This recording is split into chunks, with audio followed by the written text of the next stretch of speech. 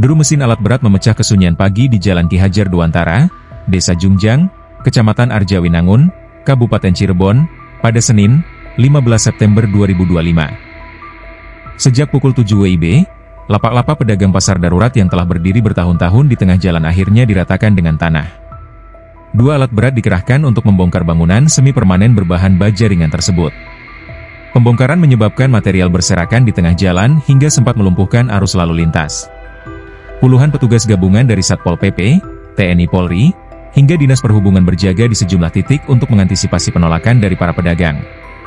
Namun hingga siang hari, pembongkaran berlangsung kondusif. Usai pembongkaran, material bangunan langsung diangkut menggunakan truk. Jalan Ki Hajar Dewantara pun kembali bersih dan bebas dari bangunan pasar darurat. PLT Kepala Bidang Ketertiban Umum dan Ketentraman Masyarakat, Tibum Tranmas. Satpol PP Kabupaten Cirebon, Wisma Wijaya, menegaskan bahwa pembongkaran itu dilakukan setelah adanya laporan resmi dari Dinas Teknis dan Pemerintah Desa. Ia menjelaskan bahwa kegiatan tersebut menindaklanjuti laporan dari Dinas Pekerjaan Umum dan Tata Ruang, PUT, yang menyatakan bahwa kontrak sewa lapak pasar darurat telah habis. Selain itu, laporan dari Kujungjang sebagai penanggung jawab wilayah juga menjadi dasar pembongkaran ini. Wisma menyatakan bahwa sebagai penegak perda, Satpol PP harus merespons aduan tersebut sesuai prosedur operasi standar, SOP. Wisma juga menuturkan bahwa tindakan pembongkaran berlandaskan regulasi daerah, yaitu Perda Kabupaten Cirebon Nomor 7 Tahun 2015 tentang Ketertiban Umum dan Perda Nomor 11 Tahun 2012 Seri A6 tentang Garis Badan Jalan. Ia mengingatkan bahwa pelaksanaan pembongkaran harus sesuai dengan ketentuan tersebut untuk menjaga tata kelola daerah. Pembongkaran pasar darurat ini merupakan bagian dari upaya pemerintah daerah Kabupaten Cirebon untuk menertibkan penggunaan badan jalan yang selama ini dimanfaatkan sebagai lokasi berdagang oleh para pedagang pasar darurat. Langkah ini diharapkan dapat mengembalikan fungsi jalan dan memberi kemudahan bagi pengguna jalan di wilayah tersebut. Masa depan pedagang pasar darurat kini diarahkan untuk penataan yang lebih baik, dengan relokasi ke pasar baru yang telah disiapkan dengan sistem blok dan fasilitas memadai. Hal ini bertujuan agar aktivitas perdagangan tetap berjalan lancar tanpa mengganggu ketertiban umum dan layanan akses di jalan. Ban ini sejak kapan Bu tadi dilihat sama Ibu, teman-teman? Silakan Pak. Dari jam setengah 8 pagi. Gimana Bu pedagang melihatnya Bu? Alhamdulillah, jadi jalan itu lancar, nggak kayak dulu.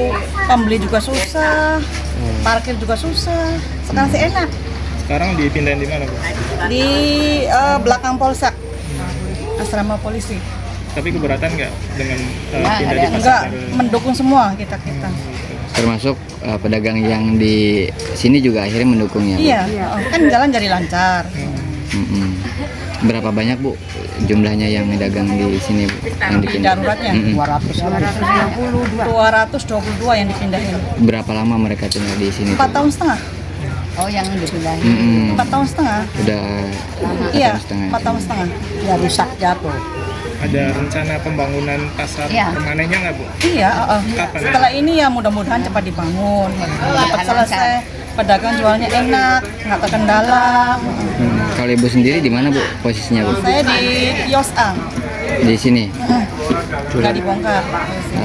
Ketutup ya Bu sebelumnya? Iya, Bu? ketutup. Iya, 4 tahun, Dek.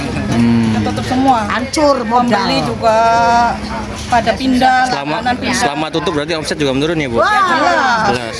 Oke.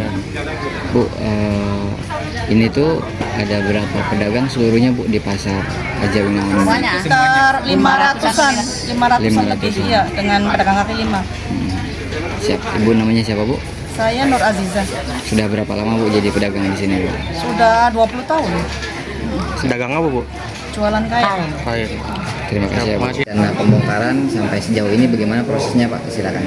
Ya, dari kami pemerintah Desa Jungjang itu awal proses tahapannya kronologisnya kan per 18 Februari kurang lebih 2025 itu mendapatkan surat teguran dari PUTR Kabupaten Cirebon mengenai penggunaan akses jalan kabupaten yang berada di Jalan Ki Hajar Dewantara Desa Jungjang itu yang sampai hari ini masih dipakai untuk pasar darurat. Dan per Mei 2025 itu ada surat teguran kedua dari PU untuk kemudian menormalisasi atau alih fungsi jalan kembali ke fungsinya sebagai jalan kabupaten. Nah, per 20 Agustus itu ditetapkan SP3 atau surat peringatan ketiga dari PU untuk kemudian alih fungsi jalan Ki Hajar Dewantoro dari PU Kabupaten Cirebon. Itulah yang melatar belakangi teman-teman dari desa melakukan penertiban. Betul. Bagaimana Pak respon dari pedagang Pak?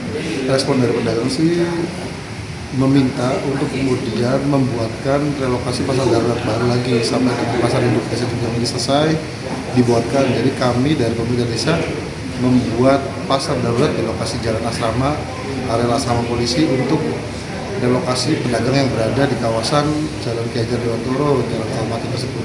Jumlahnya? Jumlahnya kurang lebih 230-an pedagang. Pak, sebetulnya sudah berapa lama Pak ini jalan? Dari 2021 dari pemerintahan sebelumnya itu dan 2021 sampai dengan hari ini.